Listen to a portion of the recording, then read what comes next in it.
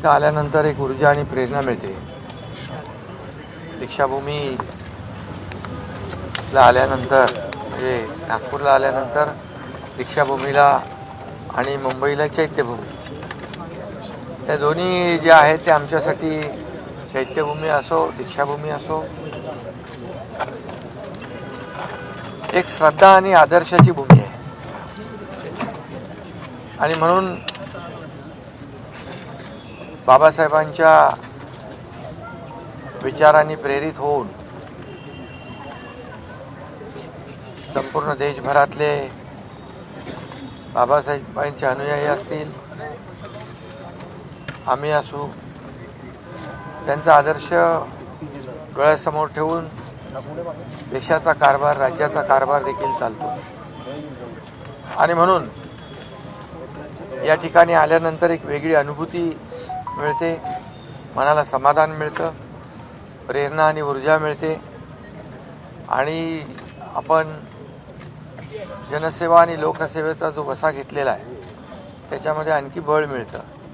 आणि म्हणूनच राज्य शासनाच्या वतीने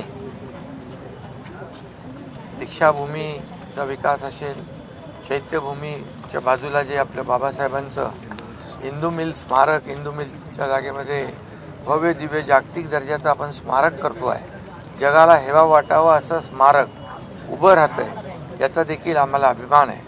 आणि म्हणून बाबासाहेबांचे विचार शिका, संघर्ष करा, संघटित व्हा आणि तळागाळातल्या सर्वसामान्य दलित, शोषित, पीडित या सगळ्यांना समाजाच्या मुख्य प्रवाहामध्ये आणण्याचं काम बाबासाहेबांच्या विचारांनी केलं।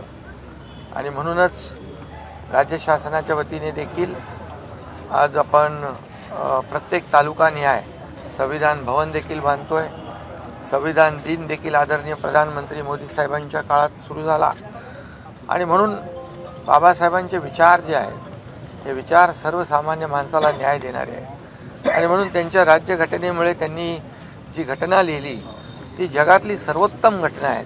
अनेक देशांच्या घटनेचा अभ्यास करून बाबासाहेबांनी सर्वोत्तम घटना तयार केली आणि त्या घटनेवर आपल्या देशाचा कारभार सुरू आहे, राज्याचा कारभार आपण करतो आहे।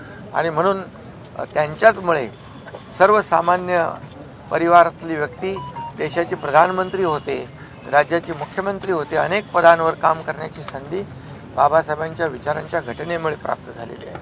आणि म्हणून मी बाबासाहेबांना विनम्र अभिवादन करतो आणि आज सगळ्यांनाच मी आजच्या दिवशी शुभेच्छा देतो। बाबा साहब आम्बेडकर को लेकर अमित शाह ने एक बयान दिया था जिसके बाद लगातार विपक्ष सवाल उठा रहा है। पॉलिटिकल यहाँ पर आज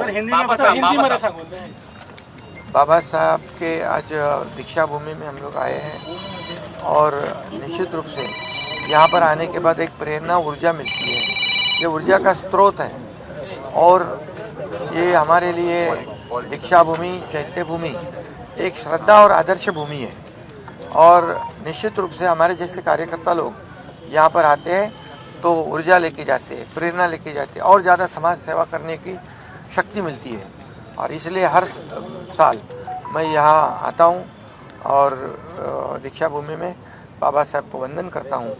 और वैसे मैं यहाँ पर आया हूँ और निश्चित रूप से बाबा साहब के विचार जो है, जो दलित शोषित पीड़ित जो है उनको मुख्य प्रवाह में लाने का काम उन्होंने किया है।